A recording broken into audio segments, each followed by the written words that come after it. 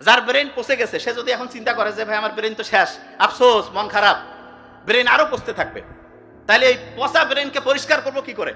অসাধারণ একটা বুদ্ধি আল্লাহ দিয়েছে। বিজ্ঞানীরা বলতেছে পচা ব্রেনকে সুস্থ করার জন্য প্রত্যেকদিন সকালে উঠে আয়নার দিকে তাকাইতে হবে, তাকায় বলতে হবে আমি খুব ভালো আছি, খুব ভালো আছি, খুব ভালো আছি, এরকম 5 বার বলবে। আমরা প্রত্যেক নামাজে প্রথম যখন ফজর শুরু করি, প্রথম সূরাটা আমরা কি পড়ি? সূরা ফাতিহা। আলহামদুলিল্লাহ রাব্বিল আলামিন, আল্লাহ তোমার কাছে খুব শুকরিয়া, খুব ভালো আছি।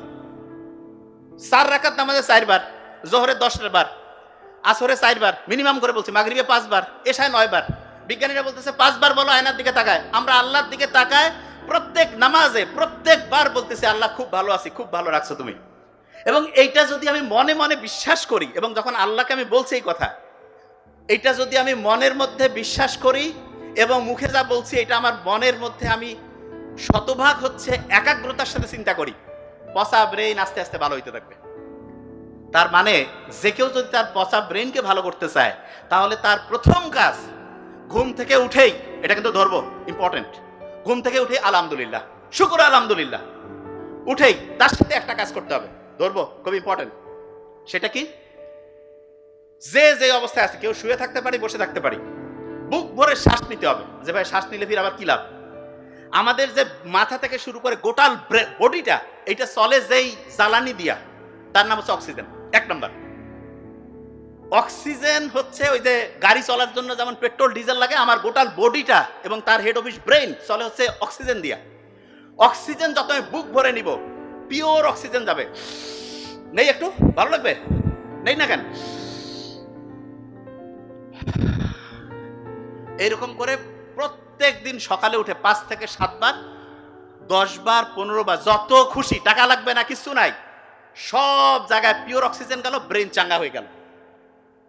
আল্লাহ জানে যে বান্দা যে কোনো সময় বিপদে পড়তে পারে, যে কোনো সময় যতগুলো বিপদ আছে, আল্লাহ কাউকে হেল্প করতে লাগবে না, আল্লাহ নিজে একটা সিস্টেম দিয়ে দিছে। কি বিপদ? যে ভাই মন খুব খারাপ, খুব টেনশন, কিছু ভালো লাগে না, বুক ধরপড় করতেছে, খাওয়ার রুচি নাই, ঘুম আসে না, এই যে যত সমস্যা, কাউকে ডেকে কথা বলতে পারছি না, কিছু নেই, আলহামদুলিল্লাহ, আল্লাহর কাছে শুকরিয়া আদায় করে সাথে সাথে হচ্ছে বুক ভরে শ্বাস নিব, শ্বাস ছাড়তে থাকবো, বুক ভরে শ্বাস নিব, শ্বাস ছাড়তে থাকবো। বিলিভ মি, যখনই এই কাজটা করব, শরীরের প্রত্যেকটা কোষ ঠিকভাবে অক্সিজেন পাবে। এবং তার চেয়ে অসাধারণ, আমাদের ফ্রেনিক নার্ভ বলে একটা নার্ভ আছে, সেই নার্ভটা শান্ত হয়। এবং নার্ভের একটা অসাধারণ বৈশিষ্ট্য, একটা নার্ভ যদি শান্ত হয়, সে তার পাশেরটাকে, ওইটা তার পাশেরটাকে, ওইটা তার পাশেরটাকে, এরকম করে লক্ষ লক্ষ কোটি কোটি নার্ভ মুহূর্তের মধ্যে শান্ত হয়ে যাবে। বুক ধরপড় কমে গেল, খাওয়ার রুচি চলে আসলো, ভয় কেটে গেল, রাতের ঘুম ঠিক হইল। আল্লাহর কাছে এসে বড় শুকরিয়া আর কি আছে? যার টাকা পয়সা সব আছে, ঘুম নাই, ওকে জিজ্ঞেস করো ভাই কি চাও, কবে আমি খালি ঘুম চাই, আমার টাকা পয়সা সব ধরে যাও। কিন্তু আমরা এটা দাম দেই না কেন? কারণ ফ্রি পাইছি। আল্লাহ সবচেয়ে দামি জিনিসগুলো আমাদের ফ্রি দিয়ে দিয়েছে। জাস্ট কাজটা কি? কাজটা হচ্ছে ওইটাকে সাইন্টিফিক্যালি আমাদের ব্যবহার করতে হবে। সকালে ঘুম থেকে উঠে শুকরিয়া আদায় করলাম, তারপরে কি করলাম? খুব সহজ কাজ, বুক ভরে শ্বাস নিলাম, ছাড়লাম। তারপরে দাঁত ব্রাশ করি না? আচ্ছা, বেশিরভাগ আমরা দাঁত ব্রাশ করি কোন হাত দিয়া? এই কথা বলি না কেন? কোন হাত? ডান হাত। ব্রেইনের ডানের সাথে ব্রেইনের বাম সাইডের একটা কানেকশন আছে, বামের সাথে ডানের, এই দুইটাই যদি স্ট্রং হয় খুব ভালো হয়। যে এটা আবার কি? ওই যে মেসি যেমন বাঁ পা দিয়ে খুব ভালো খেলে, ক্রিস্টিয়ানো রোনালদো ডান পা দিয়ে না, আমাদের ব্রেইনের দুইটা সাইডে যদি স্ট্রং হয় খুব ভালো হবে। বুদ্ধিটা কি? বুদ্ধিটা হচ্ছে আমরা যখন এই মাথা আশ্রাই ডান হাত দিয়া, দাঁত ব্রাশ করি ডান হাত দিয়ে, এখন থেকে সকালবেলা যখন দাঁত ব্রাশ করবো, কালকে থেকে শুরু করা লাগবে। আজকে আমি সকালে আসার সময় এটা করছি, প্র্যাকটিস, ব্রেনটা অ্যাক্টিভ হয়ে যায়। কিরকম? বাম হাত দিয়ে দাঁত ব্রাশ করবো, বাহ কত সুন্দর। মাথায় যখন চুলটা আশ্রাবো, বাম হাত দিয়া। আমি যখন প্রথম বিছানা থেকে নামার সময় যখন পা ফেলবো, খেয়াল করতে হবে আমি ডান পা ফেললাম না বাম পা। যে ভাই এগুলো কি কোন? হ্যাঁ, ব্রেইনের অ্যাক্টিভিটি বাড়তে থাকবে। ছোট্ট ছোট্ট কাজ, রকেট সায়েন্স না, কিন্তু লাইফ চেঞ্জ করে দিবে ইনশাল্লাহ। এবং আব্বা আম্মার সাথে দেখা সাক্ষাৎ, যারা একই জায়গায় থাকি, আব্বা আম্মার সাথে হচ্ছে সালাম দিব। এবং সবচেয়ে মজার ব্যাপার, আমি সবসময় বলি কি, আল্লাহ যা কিছু আমাদের জন্য ফরজ করছে, যা কিছু, প্রত্যেকটা হচ্ছে আমাদের নিজেদের লাভ। কিরকম? আমি মায়ের সাথে বাবার সাথে একটু হাসি মুখে কথা বললাম, অক্সিটোসিন ক্ষরণ হইল। অক্সিটোসিন হচ্ছে আমাদের রক্তের যে নালীগুলো আছে না, কাপড় ময়লা হইলে যেমন সার্ফ এক্সেল আর সাবান দিয়ে ধুই, অক্সিটোসিন হচ্ছে রক্তের নালীগুলোকে এরকম পরিষ্কার করে দেয়। এবং তখন হয় কি, রক্ত ঠিকভাবে প্রবাহিত হয়, ব্রেন চাঙ্গা, হার্ট চাঙ্গা, মন খুশি, যা খুশি অসাধারণ কিছু করব। বাপ মাও খুশি, আমরাও খুশি। আমরা অনেক সময় জানি যে মায়ের দিকে বাবার দিকে আন্তরিকতার সাথে তাকাইলে হজের সমান সওয়াব। আল্লাহ এত সুযোগ কেন দিছে? দিছে এই কারণে যাতে আমরা ভালো থাকি। অন্যকে যদি আমি হেল্প করি আল্লাহ খুশি হয়। অন্যকে হেল্প করলে ওই সময় অক্সিটোসিন ক্ষরণ হয়, হার্ট ভালো থাকে। একজনেরকে হাসি মুখে কথা বললাম, এন্ডরফিন ক্ষরণ হইলো। এন্ডরফিন ক্ষরণ হইলে কি হয়? ব্রেইনের মধ্যে BDNF, brain derive neurotrophic factor, এটা উৎপন্ন হয়, মনটা চাঙ্গা হয়ে যায়। কি অসাধারণ! তার মানে ইসলাম যা কিছু ফরজ করছে প্রত্যেকটাই আমাদের শক্তিকে বাড়ায় দেয়, এনার্জি বাড়ায়, ব্রেইনের ক্যাপাসিটি বাড়ায়। আর যেগুলো নিষেধ করছে প্রত্যেকটাই আমাদের শক্তি কমায় দেয়, ধ্বংস করে। এখন থেকে ইসলাম মানবো, আল্লাহ তো খুশি হবেই, তার সাথে মানলে আমার উপকার হবে। আল্লাহ বলছে তুমি যদি আমার ইবাদত করো আমার কিছু নাই, তোমার লাভ। তুমি যদি আল্লাহকে অস্বীকার করো তাতে আমার কিছু নেই, তোমার ক্ষতি।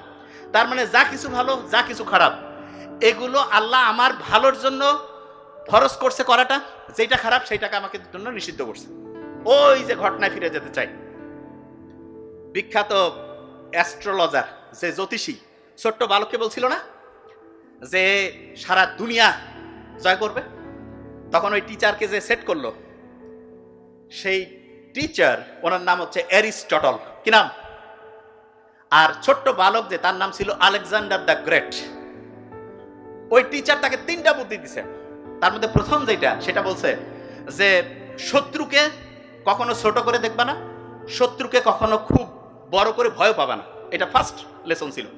ওর বাবা যখন মারা যায়, আলেকজান্ডার দ্য গ্রেট সব আশেপাশে দুজনকে ডাকছে, ডেকে বলছে যে কি করা যায়। বলছে যে আমরা আত্মসমর্পণ করব। ওরা বলছে এগুলো সব ডিলিট করো, আশেপাশে রাজ্য যা আছে সব অ্যাটাক করো, সব অ্যাটাক করতে হবে, এবং যারা এটার বিরোধিতা করবে ডিলিট, সব সেন্স অ্যাটাক করবে। যখন পারস্যের যে সম্রাট, তার নাম হচ্ছে দারিউস, ও বলছে ছোট্ট ভালো করবে, আমি ভাই নিয়ে কি করবে, ও এই কিচ্ছু না।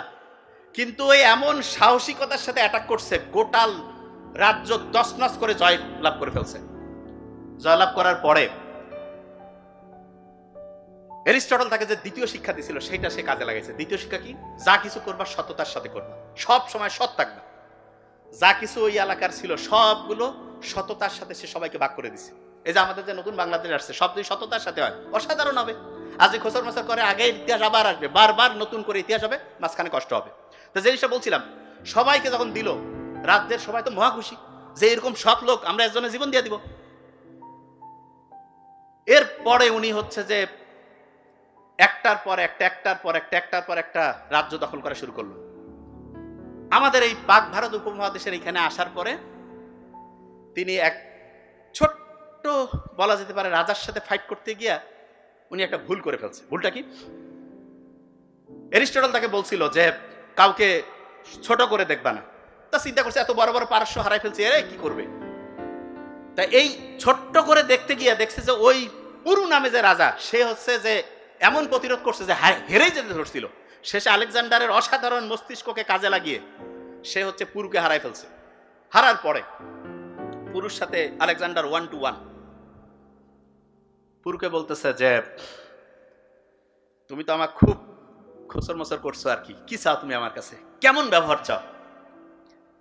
তা আলেকজান্ডারের এই প্রশ্ন শুনে পুরু বলছে যে আমি একজন সম্রাট, আমি সম্রাটের মতোই ব্যবহার চাই। অ্যারিস্টটল তাকে তৃতীয় যে বুদ্ধিটা দিছিল যে মর্যাদা অনুসারে সম্মান করবা, মর্যাদা অনুসারে। তখন আলেকজান্ডার ওই কথাটা মনে করছে, ও মর্যাদা অনুসারে সম্মান করতে হবে। সাথে সাথে কি করছে, তাকে বলছে শুধু তোমার রাজ্য না, আশেপাশের কয়েকটা রাজ্যের তুমি কমান্ডার ইন চিফ, তুমি হচ্ছে এগুলো হচ্ছে দেখাশোনা করবা। তা অ্যারিস্টটলের মতো অসাধারণ শিক্ষক আলেকজান্ডারের মতো অসাধারণ দিগ্বিজয়ী বীরের জন্ম দেয়। এবং আল্লাহ আমাদের সব দিয়েছে, কিন্তু দুর্ভাগ্যজনক ব্যাপার হচ্ছে আমরা আমাদের ব্রেনকে বুঝতে পারি না, ব্রেনকে পচায় ফেলছি, নষ্ট করে ফেলছি।